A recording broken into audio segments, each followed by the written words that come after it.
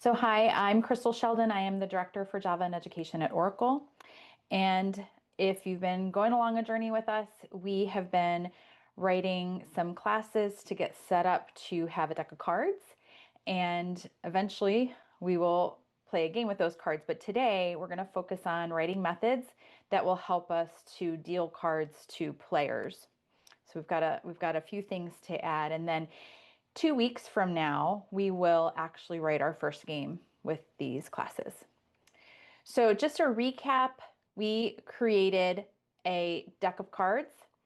We used enums to represent the suit and the face of the card. And then we created a record for the card that has a suit and a face of card and a card value. In our webinar a couple weeks ago, we delved deeply into enum and really leveraged that power to have the card value and whether or not it's a face card be part of face of card, because really that's where it belongs. So it has all these things that it can access. And then we created a class for the deck of cards. And that's where we'll kind of pick up this week. And so the challenge was we wanted to deal cards to players. And to start off simply, we're going to just deal 5 cards to 2 players. And so some of these questions were kind of rattling around in my head while I was thinking about the design. Should the cards come from the front of the array or the back of the array? Array list, sorry. What happens to the array list of the deck of cards once a card is dealt? Like, what's happening there?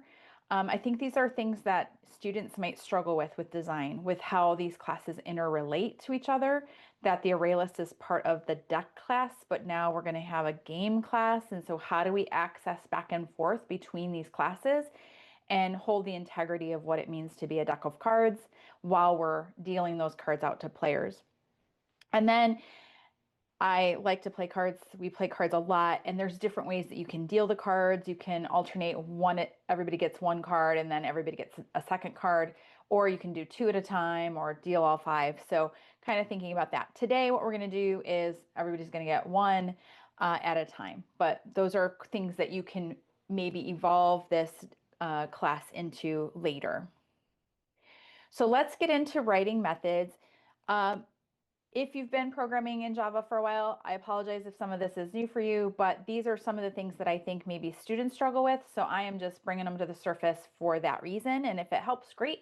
If not, it's going to be short anyway.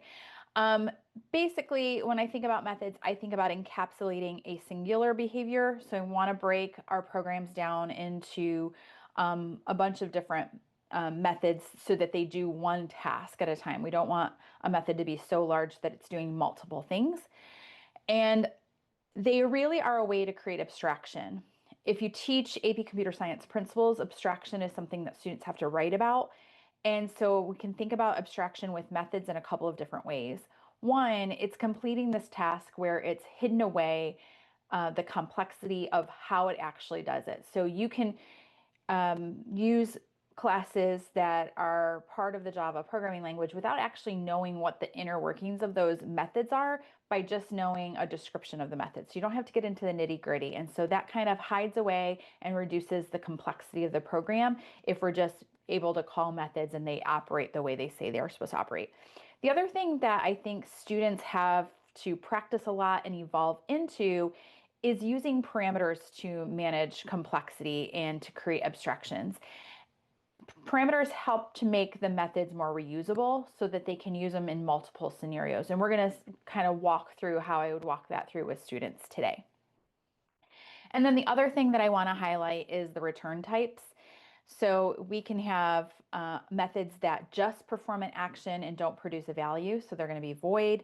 We can have methods that produce a value, and the value that the return type of that method is going to be whatever value it's producing. And we can have methods that have both parameters and return types, or void return types and parameters, or no parameters. And then one of the other things to remember about return types is that methods can only have one return type or one return value. Neat way that you could use records is if you have related values that need to be returned and you have multiple of them, if they're related and they can be immutable, that might be a good candidate to use a record, because your record could store multiple things, and then you can return that record type. Okay, the general format, I'm going to kind of go through this a little quickly here. This is for a void method. We've got our keyword void. In this case, it's not going to return any values. We've got the method name, and then we're going to have this list of parameters, and it could be empty, as I said earlier. And then for a non-void method, you're going to have a return type, same thing, method name and parameters. And then you'll have within the body, you'll have a return keyword with the value that's being returned. And that value has to be of the type that you're returning. Okay, let's get back to our game. So let's start dealing cards. I've drawn out some hierarchies here because I think, like I said, this is where students, I think, get a little tripped up when we've got array lists in one class, but we need to access the values of those in another class. And how do you do that? So we have this record card that has the enum suit and face of card that we created. We have a class deck, and the deck has an array list of card objects. So that's how these four classes are interrelating, because remember, a record is a type of class and enum is a type of class. So that's how they are interrelating with each other. The card has the two enums, and the deck has an array list of the type card. So we're going to create a new class called game, and that game is going to have a deck of cards. So the game is really going to be controlling a lot of different things here. It's going to have the deck of cards. We can't play the game in the deck. The deck is an object all on its own, and so we needed to have the game that uses the deck. So a game has a deck of cards to use. I like that keyword, the phrase has a, what does it have? It has a deck of cards. So once we're in the game, how do we access the card objects from deck, right? So we've got this lowercase deck array list that's in the deck class. How do we access that from the game class? We're going to add a method. It's called get top card. I decided that was one of my early questions, like how are we going to get these cards out of the deck when we deal them? And I'm just going to do it from the beginning of the array list, so from index 0, and it's going to actually remove that card from the deck, and it's going to get distributed somewhere else. So the deck originally starts with 52 cards, but as we start dealing them out, that deck's going to get smaller and smaller, just like it would if you had if you were playing cards, physical cards. You would deal those out to the players, and the cards that are in the player's hands would no longer be actually in the deck anymore. So that was kind of something I had to noodle on for a little while, and I've gotten to a place where it makes sense to me. So hopefully I've explained it so it will make sense to everybody else. So they are actually going to get removed out of this array list, which we're going to see could be problematic if we don't find some way to handle that. Why do we want to remove them from the deck? Because when we distribute them to the players, they're no longer in the deck. They're actually coming out of the deck and into the player's hand. So we don't want to keep them in the deck itself, because then we'll have duplicate cards and we'll have copies of the card, and we don't want to have that. That's going to make things a little messy. So we want to take them out of the deck and put them in the player's hand. Okay, so here is my method that I wrote. Public card, top of card, or get top card, and it is going to use this method remove first. And that might be new to you. That is actually a method that's part of sequence collections, which was released in Java 21. Sequence collections is an interface that ArrayList will implement. This remove first method will remove and return the first element of the collection. So it can be used in a lot of different classes, collection classes, but ArrayList implements sequence collection, and so an ArrayList actually has access to these 7 methods starting in Java 21. So an add first, you don't have to do add at 0 element. You can say add first, and it'll pop it in the first element. Add last is kind of operates like add with no parameters. It's going to append it to the end. Get first will do the same as get at 0. Get last will do the same as get at the ArrayList.size -1. And then remove first is going to pop it off the beginning, and remove last will take it off the end. There's also a reversed method that will give you a visual of this array list in reverse. If you want to know more about these, we have other videos that I did last year that you can go and watch for this sequenced collection. Okay. As we said, get top card is going to return the card. It has no parameters. And so that is in deck. So what methods do I need in game? Well, I'm going to need a deal method. That deal method in this case is going to be void. It's going to deal the cards, and let's see what that looks like. So in this case, I just started with a simple void deal. And this is kind of how I would start with kids. Very concrete. We want to deal 5 cards to 2 players.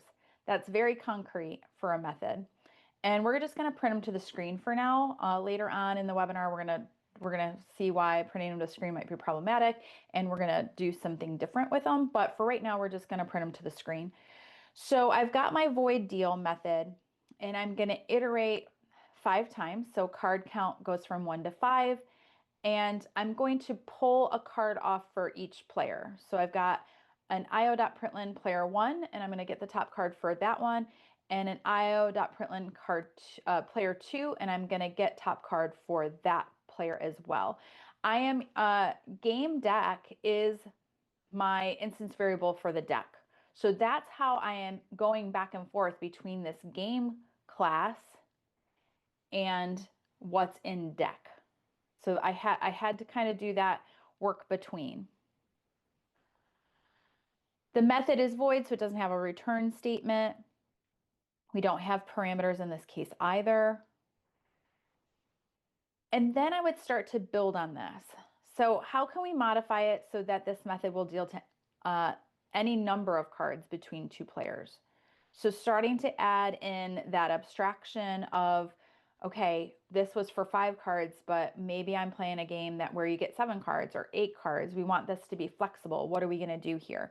Okay, that motivates the need for a parameter. We don't want to keep writing deal methods for all the different number of cards that can come out.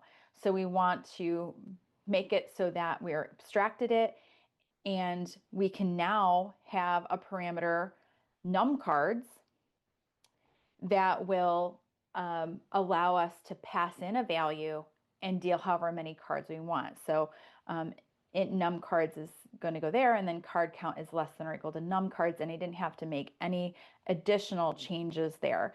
This method again was void. It doesn't return a return value.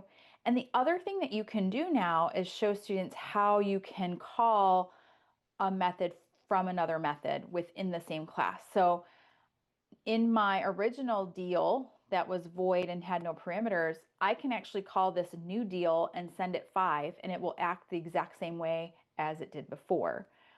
Now we can start talking about methods being overloaded. We've got deal is now overloaded. We've got 2 methods that have the same name, but a different parameter list. One has no parameters and one has int num cards.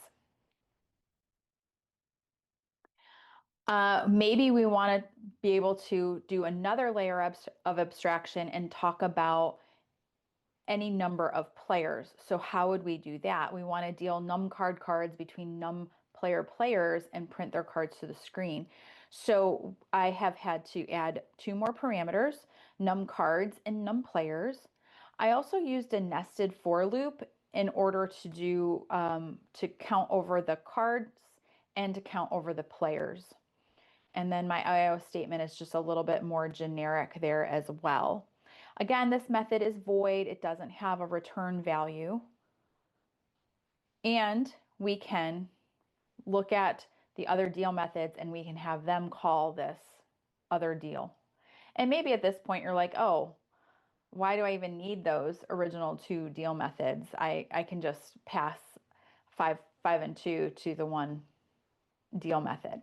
So this is kind of the way that you can kind of progress students along and help them to see, like, oh, if I wanted 10 cards or 20 cards to be dealt, like this is going to be a process of having to keep going in and making modifications, or I can have a method that takes in the number of cards. Same thing with the number of players. Today we have 3 players. Tomorrow we have 5 players. We should be able to be flexible in that and really get to motivating that abstraction. Um, Again, we've got 3 deal methods. You can talk a lot about how can this be overloaded multiple times, and it really gets to that method signature and the fact that we've got different parameter lists here. Okay, so we've dealt them out. All the players are going to get their cards. Everybody got a card, and then everybody got a subsequent card. So great, we've accomplished what our goal was, but in our solution, we're not storing those cards. So what's happening to them? They're actually coming out of the array list, and we've given them to the players by printing them on the screen, and then they're gone. So we've kind of like got rid of our cards from our deck. So that's not good. That's probably not what we want because we're just printing them to the screen. Just as a recap here, remember top card is removing them from the array list, so they're going to get lost in there. So what is our solution? Well, we need a player. We need to keep track of players for lots of different reasons. We might want to have their names. We might want to have scores later. So we are going to create a player class, and game is going to have players. In this case, my visual shows that we have 2 players. I'm storing them in an array list. And then those players, the player class will have a hand. So we'll have a place to store those card objects when we take them out of deck. So we'll be taking them out of deck and we'll be putting them in a player's hand.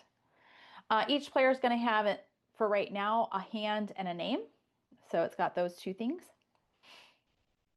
And so here is my quick player class. It has string name and array list of card hand.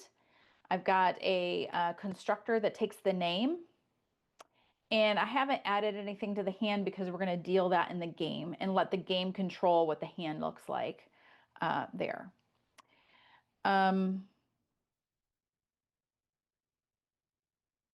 We needed a method to add the cards to hand though then.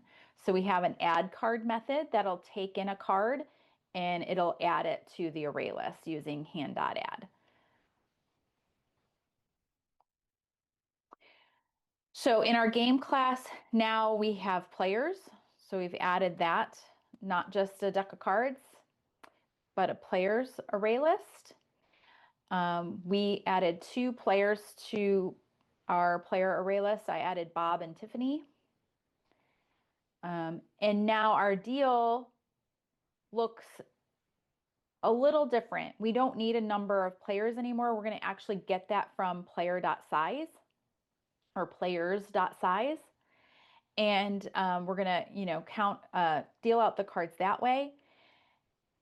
And I think this is the line that students really struggle with, right? Because they have to access players to get that current player. So the first time through, they have to get Bob, the player that has the name Bob, first. And then they have to use the add card method to add the card into Bob's array list. And I think students want to just do players.add because they think that'll get them directly to the array list. And so these intermediate steps that they have to take to take players, which is an array list, pull the object out of it, and then use a method to access that particular player's array list. I think that's where students start to get a little like they want to skip some steps there. And so sometimes programs like this can help really drive that idea home with how do you interrelate between these objects that are of different classes. Okay, if you want more on methods or if you want to share a resource with your students, we do have a page on learn.java in the Learning Corner on class creation, and that has some information about method creation, and we've got more coming soon, and there'll be some practice coming soon to that. And that brings us to the end of this particular webinar. If you've been to these before, you know I like to keep them to be between about 15 to 20 minutes so that you can come in, get an idea or two, and then go about your day. Our next webinar, we are going to be creating our first game, and we're going to deal all the cards between two players. We're going to compare the values of those two cards, and the higher card is going to be the winner, and the lower wins the lower card. So that lower card is going to be added to that player's hand who won. If the cards have the same value, then we're going to deal the next card until the cards have different values, and then that player will win all of those cards into their hands. If you need help, the webinar for creating our first card game is going to be November 5th at 3 p.m. And there is the registration link, tinyurl/first card game.